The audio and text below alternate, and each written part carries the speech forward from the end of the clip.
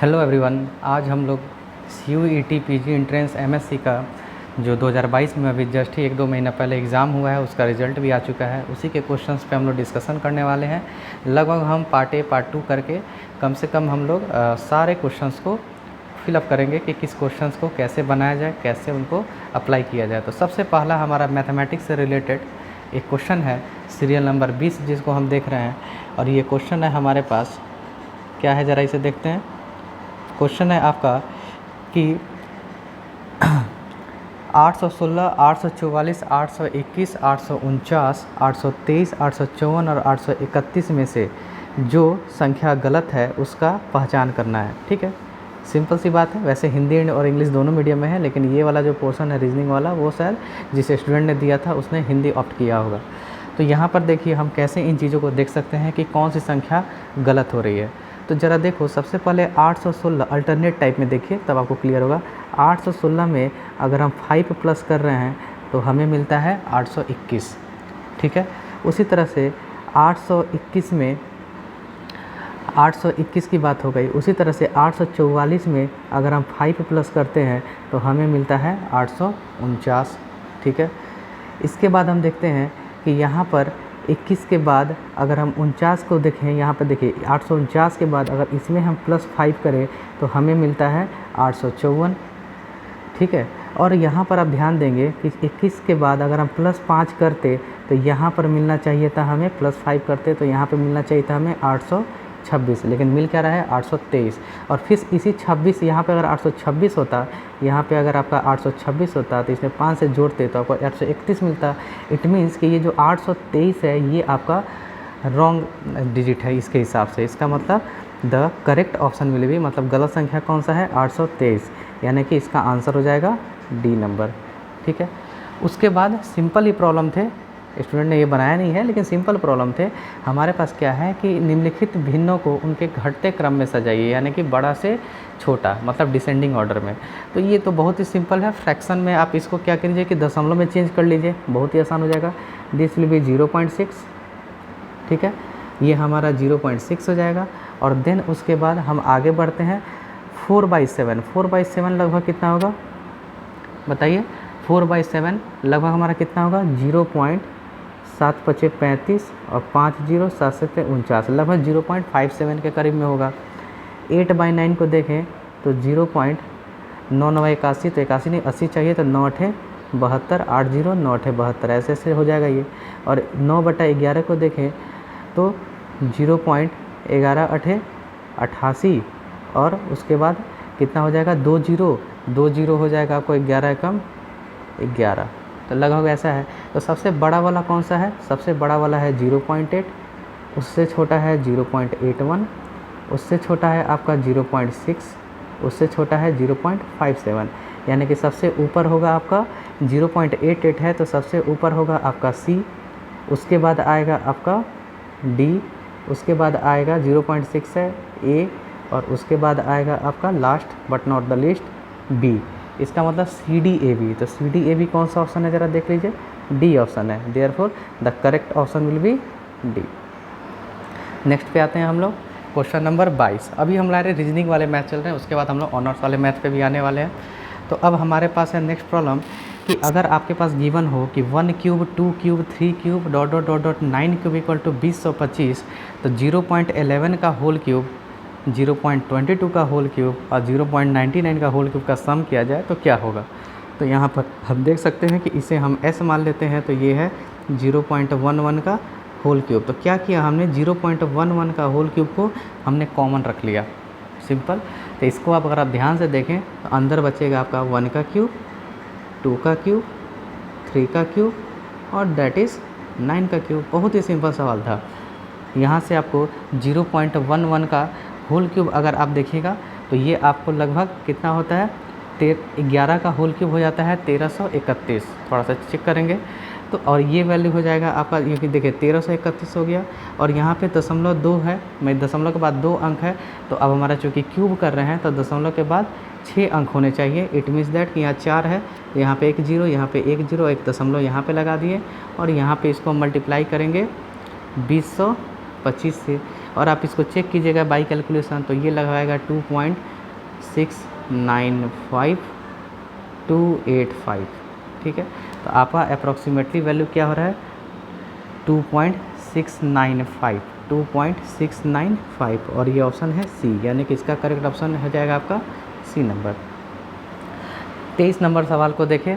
हमारे पास क्या है कि 1 - 1/n + 1 - 2/n + 1 - 3/n dot dot dot dot n terms. तो इसका एन टर्म जो होगा वो हमें देखना होगा कि एन टर्म क्या होगा। एन टर्म को आप देखेंगे तो 1 - n/n टाइप का होगा। इसका मतलब हम क्या करेंगे, सारे 1 को एक बार लिख लेंगे सबको n बार, तो ये आपका 1 हो गया। इसी सम को हम दूसरे तरीके से लिख रहे हैं n टाइम्स, और माइनस 1/n सब में कॉमन लेंगे तो बच क्या रहा है, देखिए ये 1/n 2/n 3/n, तो 1/n माइनस 1/n कॉमन किया है तो 1 + 2 + 3 dot dot dot dot n and the value is n - 1/n, और इसका फॉर्मूला होता है n × n + 1/2। आप सभी पढ़े हुए हैं, आई होप कि आप ये जानते हैं। तो 2n - n - 1/2 and the option answer will be n minus, यहाँ पे -1 है, n - 1/2 and the option will be B number. इसका ऑप्शन क्या हो जाएगा, बी। आगे बढ़ते हैं। अब हमारे जो हैं ये रीजनिंग मैथ्स पे सवाल है। इसको हम चाहे तो अलग से बना भी सकते हैं, बट ठीक है। इस पर आप देख लीजिए, जैसे A/B, B/C, C/D इस पर पूछा गया है, तो B का हिस्सा कितना है। उसी तरह से नेक्स्ट वाले को देखिए, अल्कोहल और पानी का अनुपात दिया गया है और सवाल कर सकते हैं, लेकिन हम चाहते हैं हमारा मेन फोकस है ग्रेजुएशन के मैथ पे, तो आप इसको अवॉइड करके आगे बढ़ते हैं हम लोग, बेहतर होगा हमारे लिए। तो चलिए अब हम आते हैं मैथ्स के पोर्शन पे। मैथ्स का पोर्शन जो है यहीं से स्टार्ट होता है, क्वेश्चन नंबर 26 से। तो इसको ज़रा आप देखेंगे कि क्या कह रहा है कि हमारे पास एक मैट्रिक्स है। इस मैट्रिक्स की खासियत क्या है कि ये है 1 2 0 2, ठीक है, और इसका आइगन वेक्टर को दो फॉर्म में लिखा गया है, 1a एंड 1b, ठीक है। तो कह रहा है कि a + b का मान क्या हो जाएगा, ठीक है। हमारे पास सबसे पहला सवाल ये है कि a + b का मान क्या होगा। तो आइगन वेक्टर अगर गिवन है तो हमें सबसे पहले जानना है कि इसका आइगन वैल्यू क्या होगा। तो मान लो कि इसका आइगन वैल्यू है λ1 और λ2। तो आप जानते हैं कि दो आइगन वैल्यू को जोड़ेंगे तो क्या मिलता है, हमें ट्रेस मिलता है, यानी कि 1 + 2 ट्रेस मतलब डायगोनल एलिमेंट्स का सम। तो ये हो जाएगा 3, और λ1 × λ2 करेंगे तो डिटरमिनेंट मिलता है, दैट विल बी 2। तो यहाँ से आप चेक करेंगे कि आपको λ1 की वैल्यू 2 मिल जा रही है और λ2 की वैल्यू 1 मिल जा रही है। आराम से हम चेक कर सकते हैं। तो अब हम क्या करते हैं कि λ1 = 1 के अकॉर्डिंग हम एक आइगन वेक्टर देखते हैं। जैसे मान लो अगर कोई v1 नाम का आइगन वेक्टर है x, y, और वो λ1 बराबर λ2 बराबर 1 के लिए अगर हम देखें, λ2 बराबर 1 के लिए अगर हम देखें तो उसका आइगन वेक्टर को हम क्या लिखते हैं, कैसे सॉल्व करते हैं, a - λ1 λ2i, यहाँ पे 2i है, λ2i और इंटू v1 या v2 कह लीजिए इसको v2 रख लेते हैं, v2 = 0 0 मैट्रिक्स। तो यहाँ पे जब हम इसको सॉल्व करेंगे, फाइनली जब इसको हम सॉल्व कर रहे हैं तो हमारे पास जो ये इक्वेशन बनेंगे, देखिएगा 1 माइनस यहाँ से क्या करना है, मैट्रिक्स में से 1 घटा लेना है, मतलब कि a - λi करेंगे तो क्या मिल जाएगा, यहाँ पे 0 हो जाएगा, यहाँ पे 2 रहेगा, यहाँ पे 0, यहाँ पे 1, और this will be x, y = 0, 0। तो यहाँ से आपको मिलेगा क्या, जब आप इसको सॉल्व करेंगे तो आपको मिलने वाला है कि y = 0, मतलब एक आइगन वेक्टर जो है वो किस फॉर्म में है। उस आइगन वेक्टर को अगर आप देखें तो ये x 0 फॉर्म में आ रहा है, यानी कि x × 1 0 फॉर्म में आ रहा है। इट मीन्स दैट x की वैल्यू को अगर आप यहाँ पे 1 रखते हैं, क्योंकि हमें इससे मैच करना है 1a से, तो यहाँ से आपको 1 0 टाइप का आइगन वेक्टर मिल रहा है, ठीक है। चूँकि 1 इक्वल करना है तो नीचे वाली वैल्यू ऑफकोर्स हमेशा 0 होगी, तो यहाँ पे a और b दोनों आपके 0 हो जा रहे हैं। अगर आपका मन ना भरे तो λ1 बराबर 2 करके देखिएगा, तो उसका आइगन वेक्टर आपका 0 1 टाइप का आएगा, जो कि इससे मैच नहीं करता। तो यानी कि a और b की हर हालत में पॉसिबिलिटी 0 ही होने की है, देयरफॉर a + b का मान हमेशा हमारा 0 ही हो जाएगा। It means the correct value will be 0, the correct option is 1, या फिर आप a कह सकते हैं यहाँ पे। उसके बाद हम नेक्स्ट प्रॉब्लम पे चलते हैं। नेक्स्ट प्रॉब्लम हमारा कहता है कि एक मैट्रिक्स A है, डायगोनल मैट्रिक्स है, बहुत ही अच्छा मैट्रिक्स दिया गया है, डायगोनल मैट्रिक्स दिया गया है, और कह रहा है कि डिटर्मिनेंट ऑफ a² + a क्या होगा। तो अगर हम ए मैट्रिक्स की बात करें तो ए मैट्रिक्स में अगर हम देखें तो आइगन वैल्यू जो हैं वो क्या क्या मिल रहे हैं, लेमडा 1, लेमडा 2 और लेमडा 3। ए मैट्रिक्स के लेमडा 1, लेमडा 2, लेमडा 3 की बात करें तो हमें एक 1 मिल रहा है। डायगोनल मैट्रिक्स के आइगन वैल्यू क्या होते हैं, उसके डायगोनल एलिमेंट्स ही होते हैं। तो 1, 2 और 3 मिल गया। तो यहाँ से हम एक थ्योरी जानते हैं कि अगर ए मैट्रिक्स का आइगन वैल्यू 1, 2, 3 है तो ए स्क्वायर का उन्हीं के आइगन वैल्यू का स्क्वायर हो जाता है, 1 स्क्वायर, 2 स्क्वायर, 3 स्क्वायर। तो अब हमारे पास अगर ए स्क्वायर प्लस ए के आइगन वैल्यू की बात हो तो क्या हो जाएगी, 1 square plus 1, 2 square plus 2, 3 square plus 3। तो यहाँ से हमें आइगन वैल्यू मिल रहे हैं 2, 2 दूनी 4, 2 6 और दूसरा का 3 3 9 3 12।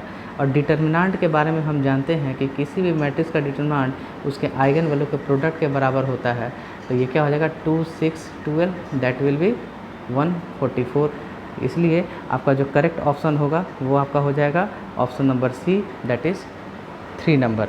ठीक है, 3 नंबर क्या है, 144 है। ठीक, आगे बढ़ते हैं हम लोग। फिर उसके बाद हमारे पास अब नया सवाल है एब्स्ट्रैक्ट अलजेब्रा से, जहाँ पर ये कहा जा रहा है कि कौन सा स्टेटमेंट यहाँ पे ट्रू है कि any abelian group of 21 is cyclic, any abelian group of 27 is cyclic, any abelian group of order 8 is cyclic, any abelian group of order 9 is cyclic. सारी चीज़ें मिल गई।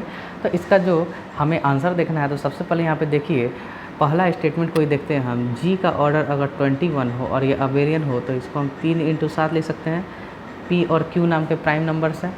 ठीक है, प्राइम नंबर है तो इसका मतलब कॉची थ्योरम क्या कहता है कि एक एलिमेंट आता है ए, जिसका हमारा वीडियो इस पे बना हुआ है कॉची थ्योरम के ऊपर, आप उसको आराम से देखिएगा कि ऑर्डर ए जो है वो आपका 3 हो जाए और एक बी एलिमेंट आएगा जी के अंदर। ये सभी एलिमेंट कहाँ से आएंगे, जी के अंदर आएंगे। इस प्रकार से ये ऑर्डर ऑफ बी जो है वो आपका 7 हो जाए। चूँकि ए और बी कम्यूट कर रहे हैं तो ए और बी का जो ऑर्डर है वो रिलेटिवली प्राइम है एक दूसरे के, तो ए बी का ऑर्डर जो है वो इन दोनों के एलसीएम के बराबर हो जाएगा, LCM of order A comma order B.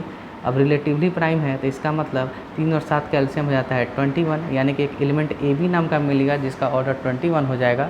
तो ये अबेलियन ग्रुप 21 ऑर्डर का हमेशा साइक्लिक होता है। तो यहाँ पे ऑप्शन करेक्ट ऑप्शन आपका ए नंबर हो जाएगा। उसके बाद आपको बहुत सारे अलग प्रॉब्लम्स हैं, जैसे कि any abelian group of order 27 is cyclic, तो आप इसके काउंटर एग्जांपल्स दे सकते हैं। सेकंड की बात करें, अगर हम सेकंड की बात करते हैं तो इसके लिए आप इसी को देख लीजिए, Z3 direct product external direct product, Z9 यह अबेलियन है बट साइक्लिक नहीं है और इसका ऑर्डर कितना है, 27 है। 8 ऑर्डर के लिए आप दे सकते हैं, यस 8 ऑर्डर के लिए आप अबेलियन ग्रुप की बात कर रहे हैं ना, तो अबेलियन ग्रुप की बात कर रहे हैं तो यहाँ पे ऑफकोर्स हम वही यूज कर सकते हैं, Z2 और Z4, ये कर लिया हमने। उसी तरह 9 ऑर्डर के ग्रुप लेकर आए कि साइक्लिक होगा तो नहीं, यहाँ पे हम Z3 और Z3 कर सकते हैं। लेकिन 21 ऑर्डर का आप जो भी ग्रुप बनाइएगा अबेलियन, वो हमेशा क्या होगा, साइक्लिक ही होगा। तो आई होप कि इसमें आपको कोई दिक्कत नहीं आ रही होगी। अब आगे वाले प्रॉब्लम में अब चलते हैं 29 में क्या है कि एक R जो है मतलब रिंग जो है वो Z है, ठीक है। उसके बाद क्या कहता है कि एक आइडियल है, आइडियल का डिफिनीशन आप जान लीजिएगा क्या होता है। आइडियल जो होता है वो एक सब रिंग होता है और एब्जॉर्ब करता है अपने रिंग के एलिमेंट्स को। इट मीन्स कि आप आइडियल को अगर याद करें तो आई को हम आइडियल कहते हैं जब ये सब रिंग हो जाए। सब रिंग कहने का मतलब कि कोई भी 2 एलिमेंट लेंगे ए बी तो वो उसी के अंदर रहेगा और ए माइनस बी करेंगे तो भी इसी के अंदर रहेगा। तो ऐसा सब रिंग जिसमें बाहर के एलिमेंट्स भी आ जाए, जैसे आर अगर हम बाहर से लेते हैं, R belongs to capital R से लेते हैं तो आर ए या ए आर हमेशा आई में रह जाए, जहाँ पे ए जो है वो आई से आ रहा है। तो थोड़ा सा आप उसको उम्मीद है कि ज़रूर देख लेंगे। प्रॉब्लम क्या है कि जेड एक रिंग ऑफ इंटीजर्स है और साइकिल एम यानी कि I is equal to M, M एक इंटीजर है उसके द्वारा साइकिल बनाया गया। इसका मतलब क्या हो गया, एम के टाइप का, जहाँ पर के जो है वो जेड से आएगा, ठीक है। तो ये हमारा एक ऐसा आइडियल है जो कि एम से जनरेट हो रहा है। तो कह रहे हैं कि कौन सा इसमें से फील्ड है। तो आप अगर थोड़ा सा ध्यान दें कि फील्ड के लिए हम लोग थोड़ा सा इन चीज़ों को देखेंगे कि आर बाई आई एक कम्पिटेटिव रिंग है विथ यूनिटी है, ठीक है। तो आर बाई आई फील्ड कब होता है, आर बाई आई फील्ड कब होता है, जब आई क्या हो जाए, मैक्सिमल आइडियल हो जाए, मैक्सिमल आइडियल हो जाए किसका, आर का यानी कि जेड का। और मैक्सिमल आइडियल आप अगर देखेंगे तो मैक्सिमल आइडियल होने के ऑप्शंस क्या होंगे कि m जैसे 2 हो गया, 3 हो गया, जितने प्राइम से जनरेट हो रहा है, 5 हो गया, ये सब के सब क्या है मैक्सिमल आइडियल हैं जेड के। तो यहाँ पर अगर आप देखें तो ऑप्शन 3 दिख रहा है, आई की वैल्यू क्या होनी चाहिए साइकिल 3, बाकी सब प्राइम नहीं है, तो इसका मतलब ये एक फील्ड होगा। हम इस रिजल्ट को डायरेक्ट यूज कर रहे हैं, रिजल्ट से क्वेश्चंस बन रहे हैं, बहुत ज़्यादा भारी सवाल नहीं था। Therefore the correct option will be A, यानी कि 29 क्वेश्चन नंबर का करेक्ट ऑप्शन क्या होगा, ए नंबर होगा। देन अब हम आगे बढ़ते हैं नेक्स्ट स्टेप। नेक्स्ट क्वेश्चन में अगर हम देखें, नेक्स्ट क्वेश्चन की बात कर रहा है कि let cycle X be the ideal generated by the polynomial P X बराबर X in the ring Z X, then Z X by cycle X is क्या होगा। तो देखिए ज़रा इसको, सबसे पहले तो आप समझ लीजिए कि साइकिल एक्स का मतलब क्या है। पहले तो आपको आर बराबर जेड एक्स गिवन है, ठीक है। उसके बाद आपको साइकिल एक्स का मतलब क्या है, ये मतलब ये है कि x into f x where f x belongs to Z x, और जेड एक्स से आने का मतलब क्या हुआ,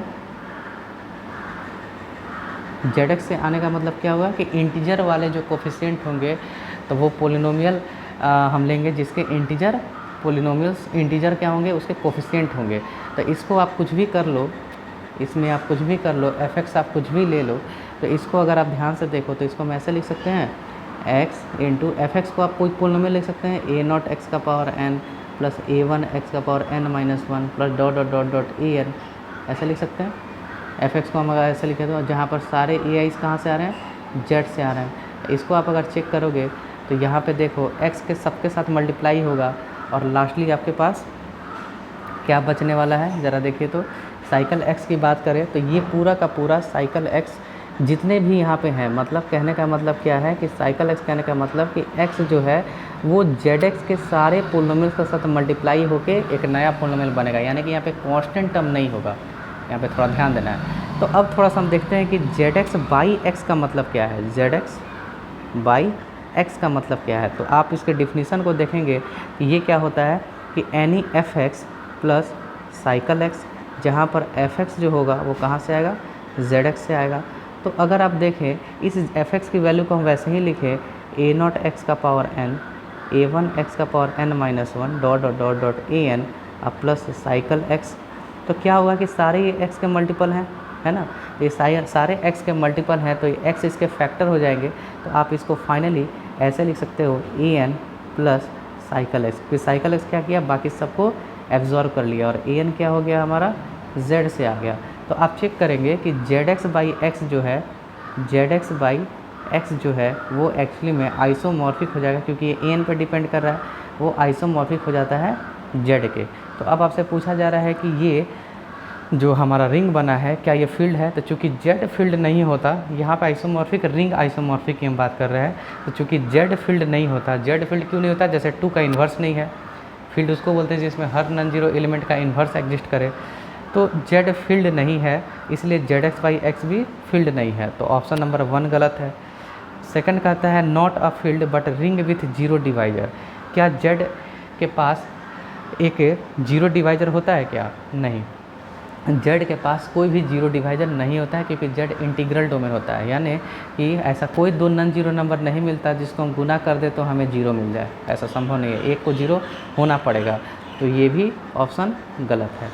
उसके बाद कह रहा है कि क्या ये जो जेड एक्स बाई एक्स है क्या ये इंटीग्रल डोमेन है, तो चूँकि जेड इंटीग्रल डोमेन है तो जेड एक्स बाई एक्स भी इंटीग्रल डोमेन है, तो ये कह रहा है नहीं होगा, तो ये गलत है। तो करेक्ट ऑप्शन क्या होगा, 4 नंबर होगा, यानी कि ये इंटीग्रल डोमेन होगा। नेक्स्ट प्रॉब्लम पे हम चलते हैं। क्या है प्रॉब्लम हमारे पास कि the group Z9 and Z3/3 are isomorphic.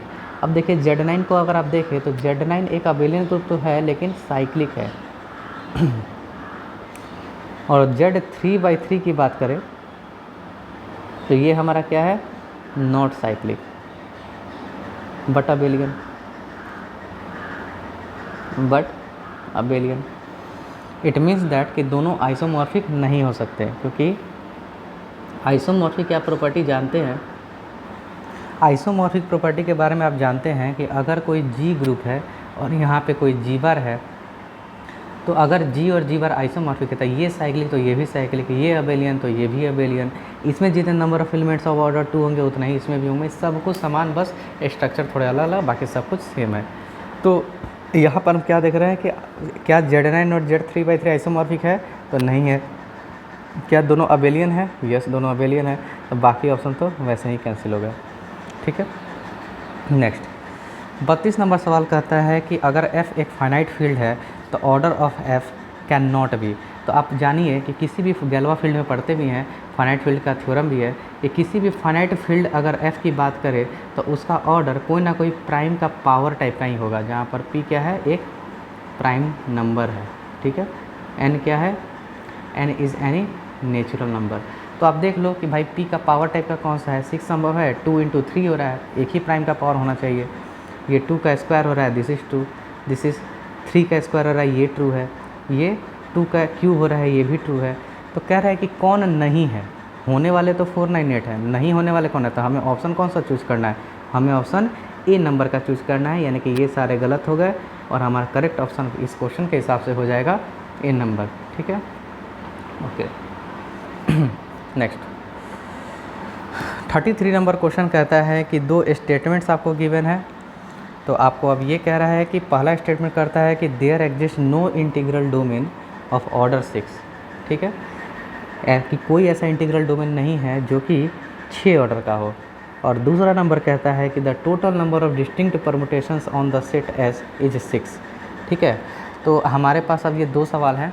अब इसको हमें समझना है कि इंटीग्रल डोमेन के बारे में आप क्या जानते हैं, 6 ऑर्डर का इंटीग्रल डोमेन है कि नहीं है।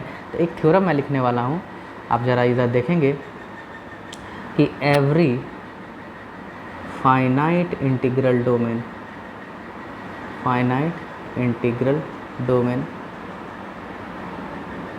Is a field. और जब फाइनाइट है तो फाइनाइट फील्ड हो गया।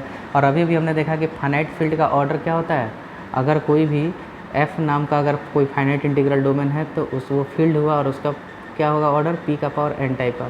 तो 6 ऑर्डर का इंटीग्रल डोमेन समझना संभव है, नहीं है संभव, तो यानी कि स्टेटमेंट 1 इज़ रॉन्ग। उसके बाद total number of distinct permutations on the set S 1 2 3 is 6। Of course यहाँ पे 1 2 3, यहाँ पे 1 है 2 है 3 है, यहाँ पे 1 है 2 है 3 है, तो इनके द्वारा कितने हमारे 1 1 एंड ऑन टू मैप हो सकते हैं, तो दैट इज़ 3 का फैक्टोरियल आप लोग सीखे हुए हैं, दिस इज़ 6। तो ये स्टेटमेंट ट्रू है। तो क्या है, कौन सा ऑप्शन हमारा सही होगा कि बोथ। हाँ, अब देयर एग्जिस्ट, यहाँ देखिए there exist no integral domain, तो ये स्टेटमेंट ट्रू है ना, ये स्टेटमेंट ट्रू है। इट मीन्स कि हमारा दोनों स्टेटमेंट सही गिवन है। ठीक है, तो इसका करेक्ट ऑप्शन क्या हो जाएगा, ए हो जाएगा।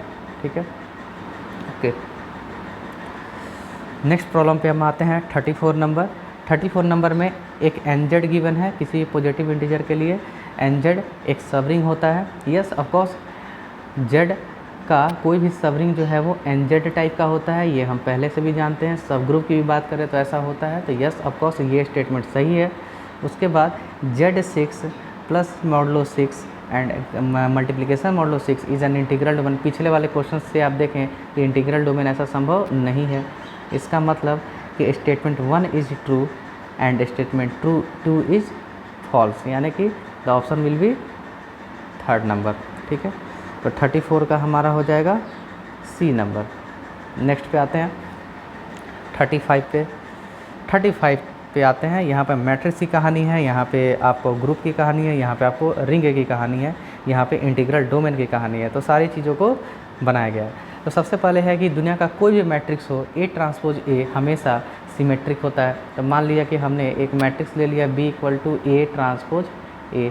ट्रांसपोज आप समझते ही हैं, रो को कॉलम में चेंज करना, कॉलम को रो में चेंज करना। ठीक है, तो अगर हम देखें, मान लीजिए A अगर कोई रेक्टेंगुलर मैट्रिक्स हो जाए जो कि स्क्वायर भी नहीं हो, तो अगर A अगर मान लो 2×3 है, थोड़ा सा डाउट यही होता है ना, तो A ट्रांसपोज करेंगे तो 3×2 हो जाएगा, फिर उसको A से मल्टीप्लाई करोगे तो 2×3, यानी कि फाइनली बनने वाला तो ये स्क्वायर है। तो पहले सिमेट्री की बात तो तब की जाती है पहले वो स्क्वायर हो जाए।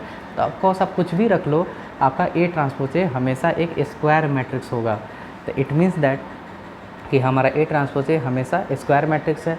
Now we can take B transpose लेंगे तो ए ट्रांसपोज ए का होल ट्रांसपोज लेंगे तो यहाँ पे सॉक्स प्रॉपर्टी लगता है, यानी कि उल्टा चलेंगे तो A transpose into A transpose लेते हैं।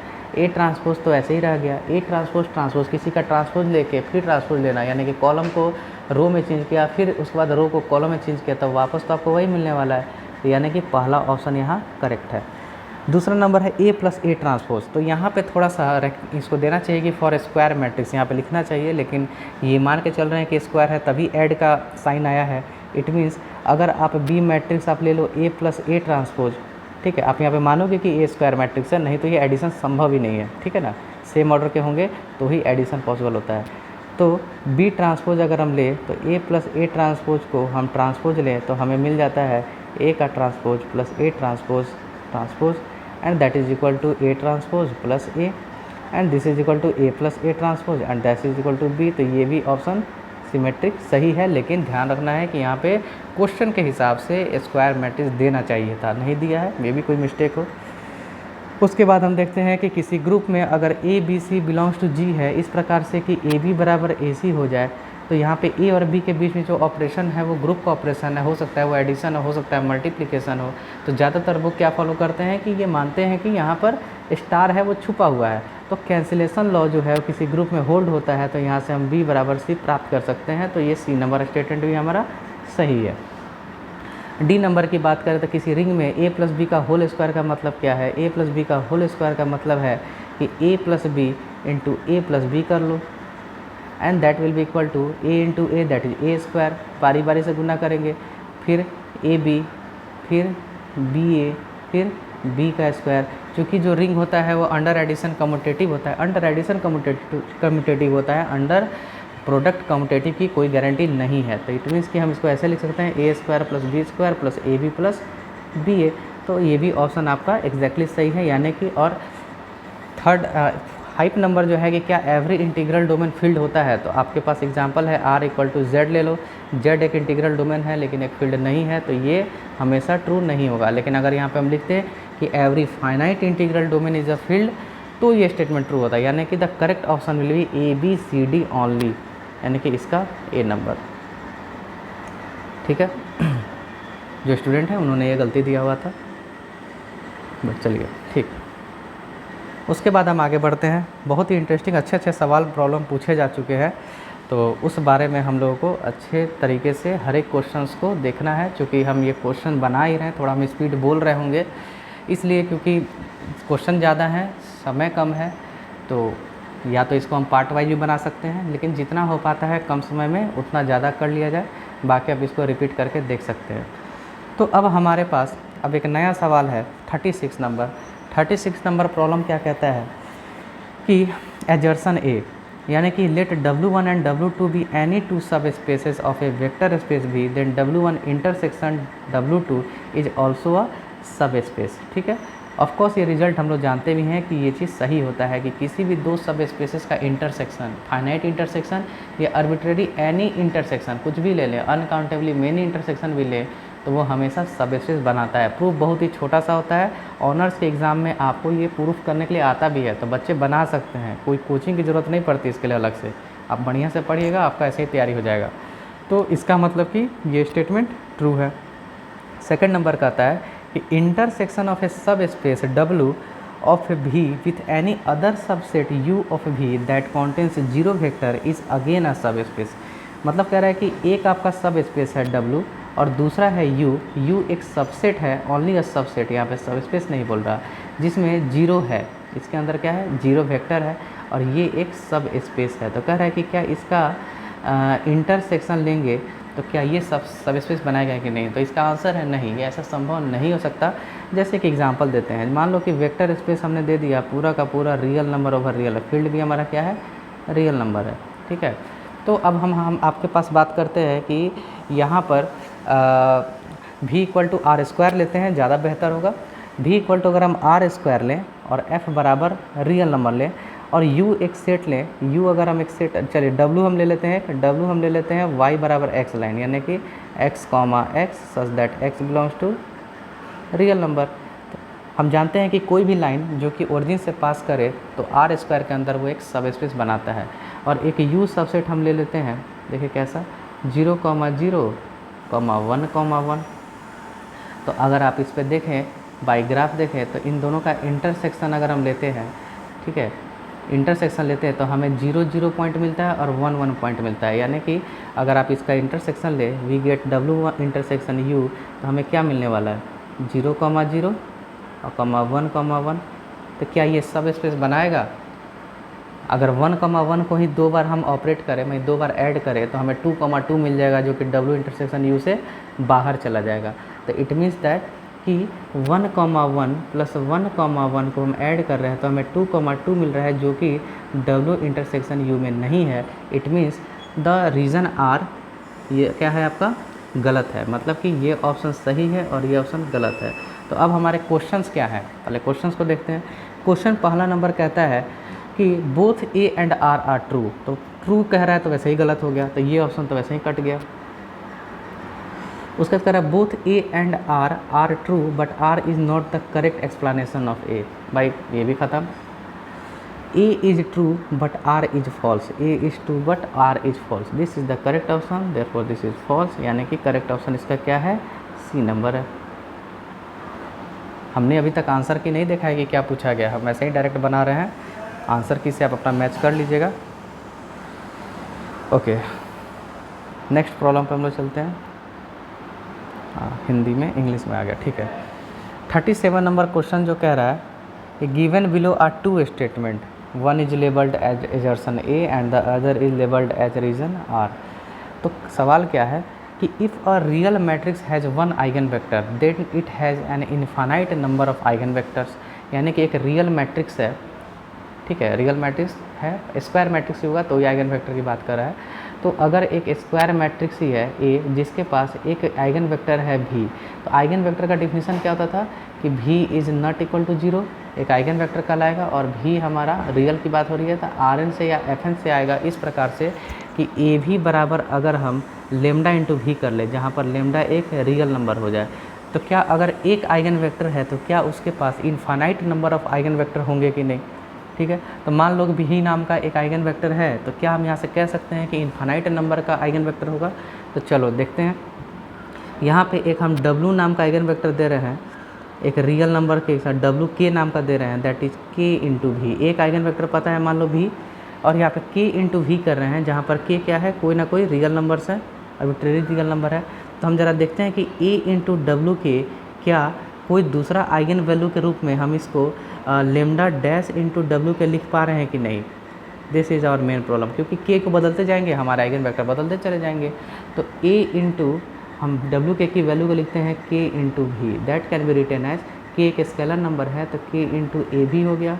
बट ए भी का वैल्यू यहाँ से हम देखें तो हमारे पास क्या है, K into lambda B, this can be written as lambda into K into B, यानी कि यहाँ से लेमडा इंटू डब्लू के मिल गया, यानी कि आइगन वैल्यू सेम रह गया।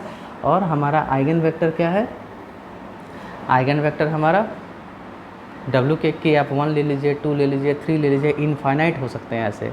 इट मीन्स कि the option number A is correct. उसके बाद कह रहा है कि scalar multiple of an eigen value of A matrix is also an eigen value of the matrix. देखिए यहाँ पे लेमडा लिया था, यहाँ फिर से लेमडा ही आया है। अब एक एग्जांपल ही देख लेते हैं। मान लो ये हम मैट्रिक्स ले लिए, ए बराबर 1 0 0, सिंपल सा मैट्रिक्स लेने का प्रयास कीजिएगा एग्जाम में, 0 0 1। इस मैट्रिक्स का एक ही आइगन वैल्यू है, that is lambda equal to 1। वैसे भी ये डायगोनल मैट्रिक्स है और यूनिट मैट्रिक्स है, तो क्या कोई भी स्केलर मल्टीप्लाई करेंगे तो इसका आइगन वैल्यू होगा क्या? नहीं हो सकता भाई। 1 है, 2 है क्या, इसका आइगन वैल्यू नहीं है, 3 है क्या, नहीं है, 1 ही है। तो रीज़न आर जो है वो गलत है। तो उसके बाद हम देखते हैं क्या कहता है, both A and R are correct. ये तो पहले ही छांट दीजिए करेक्ट वाला। A is correct but R is not correct, yes this is the correct option. ये गलत, इसका मतलब 37 का हमारा ऑप्शन नंबर सी सही है, ठीक है, यस। अब आते हैं आगे 38 प्रॉब्लम कहता है आपको कि गिवन बिलो आर 2 स्टेटमेंट्स। पहला है कि let G be an abelian group of 15 then G will have an element of order 3। देखिएगा मेरे यूट्यूब के प्लेलिस्ट में कॉची थ्योरम ग्रुप के प्लेलिस्ट में हमने बनाया है एब्स्ट्रैक्ट अलजेब्रा में। कॉची थ्योरम में तो ये होता ही है, अबेलियन हो या नहीं हो, 3 ऑर्डर एक प्राइम नंबर है, 3 एक प्राइम नंबर है, तो इसके पास एग्जैक्टली 3 ऑर्डर का एक एलिमेंट जरूर होगा। एक तो ये सही है। दूसरा बात, रीजन आर में कह रहा है कि if a number n divides order of G then G has an element of order n. तो ये तो बहुत ही सिंपल चीज़ हो गया। जैसे जी बराबर आप मान लो D4 ले लिया मान लो, ठीक है। D4 का मतलब हो गया कि जी का ऑर्डर क्या हो जाएगा आपका 2 × 4 दैट इज़ 8। तो क्या D4 के अंदर 8 ऑर्डर का एलिमेंट होगा? मान लो n ही कह रहा है, कुछ भी n हो सकता है ना, यहाँ पे n ही n की बात हो रही है, तो कोई भी n की बात करे क्या ये ट्रू होगा? नहीं। अगर होता तो साइक्लिक हो जाता है, लेकिन हम जानते हैं कि DN साइक्लिक नहीं है। तो बहुत सारे आपके पास एग्जांपल हैं, सिंपल भी एग्जांपल उठा सकते हो। Z2 भी ले लो, इसमें भी 4 ऑर्डर का एलिमेंट आपको नहीं मिलेगा, लेकिन 4 जो है वो इसके ऑर्डर को डिवाइड कर रहा है। तो it means option A is correct and मतलब assertion A is correct and reason R is false. तो देखिए कौन सा है 3 नंबर, यानी कि इसका भी ऑप्शन नंबर सी सही है, ठीक है। उसके बाद आते हैं हम 39 नंबर प्रॉब्लम पे। 39 नंबर प्रॉब्लम पे अगर ध्यान से देखें तो इसमें कह रहा है कि ये 2 मैट्रिक्स हैं, इनके सेम आइगन वैल्यूज हैं, और रीजन आर में कह रहा है कि दोनों जो मैट्रिक्स हैं वो सिमिलर मैट्रिक्स हैं, ठीक है। बहुत ही सिंपल सा बात कह रहा है। तो हम यहाँ पे देखेंगे भाई ये दोनों के दोनों अपर ट्रायंगुलर मैट्रिक्स है, पहला वाला डायगोनल है, दूसरा वाला डायगोनल नहीं है, लेकिन दोनों अपर ट्रायंगुलर मैट्रिक्स है, तो आइगन वैल्यूज़ तो दोनों के सेम होंगे ही 1 2 3। उसके बाद दूसरा चीज़ हम ये भी देख रहे हैं कि B का आइगन वैल्यू जो है, B का आइगन वैल्यू और A का आइगन वैल्यू दोनों की बात करें तो सबके सब डिस्टिंक्ट है, यानी कि 1 2 3 डिस्टिंक्ट है, 1 और 2 कभी बराबर नहीं, 2 और 3 बराबर नहीं, 1 और 3 बराबर नहीं। तो जब डिस्टिंक्ट होते हैं ना कोई भी मैट्रिक्स और उसके आइगन वैल्यू अगर डिस्टिंक्ट होते हैं तो वो डायगोनल मैट्रिक्स के सिमिलर होता है। इस रिजल्ट को ध्यान रखिएगा। तो B जो है वो किसी डायगोनल मैट्रिक्स का सिमिलर होगा, और डायगोनल मैट्रिक्स में जो एंट्रीज होंगे वो आइगन वैल्यूज ही होंगे, λ1 λ2 λ3। लेकिन यहाँ पे देखिए λ1 और λ2 λ3 क्या है 1 2 3, यानी कि ये A के ही बराबर हो जाएगा। It means both A and R both are correct. तो इसका मतलब A is correct and R is also correct. और उसके बाद फिर क्या लिख रहा है, अब 2 ऑप्शन है यहाँ पे हमारे पास, ये दोनों तो कैंसिल हो गए। कह रहा है पहला वाला कि both A and R are correct and R is the correct explanation of A, ठीक है। और दूसरा कहता है कि A and R are correct but R is not the correct explanation of A। कहने का मतलब क्या है कि A और R सही है, तो क्या सेम आइगन वैल्यू होने से मैट्रिक्स सिमिलर हो जाते हैं क्या? ऐसा तो कुछ नहीं होता। लेकिन मैट्रिक्स अगर सिमिलर हैं तो आइगन वैल्यू सेम होगा, आप प्रूफ कर सकते हैं।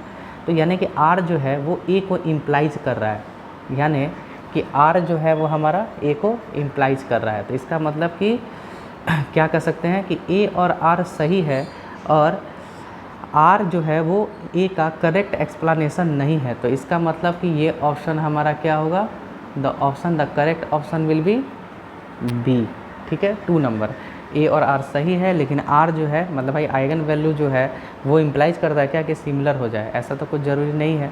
तो इसका मतलब कि R जो है वो करेक्ट एक्सप्लेनेशन नहीं है A का, ठीक है।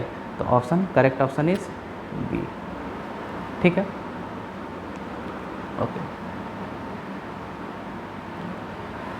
नेक्स्ट प्रॉब्लम पे हम आते हैं 40 नंबर। अच्छा खासा प्रॉब्लम हमने कर लिया। 40 नंबर है कि वेक्टर स्पेस दिया है, डायमेंशन दिया है। ये सब चीज़ें हम लोग एग्जैक्टली पढ़ते हैं एग्जाम्पल में। जब वेक्टर स्पेस शुरू होता है ना तो वहीं पे सब चीज़ें आ जाती है, डायमेंशन वगैरह क्या है, फील्ड के ऊपर कितना है। जब बेसिस आपको पढ़ाया जाता है तो किसी भी बुक में या किसी भी टीचर से आप पढ़िए तो ये चीज़ की डिस्कशन ज़रूर होती है। अगर नहीं हो रही है तो फिर प्रॉब्लम की बात है। तो R/R का डायमेंशन क्या होता है, अब इसमें हम क्या बताएं। R/R का डायमेंशन होता है 1। C/R का डायमेंशन क्या होता है 2, क्योंकि C/R के लिए बेसिस का काम कौन करता है 1, i। तो जितने बेसिस में एलिमेंट्स होते हैं उतना उसका डायमेंशन हुआ। R³/R की बात करें तो E1 E2 E3 ये बेसिस बनते हैं, तो इसका हो गया 3।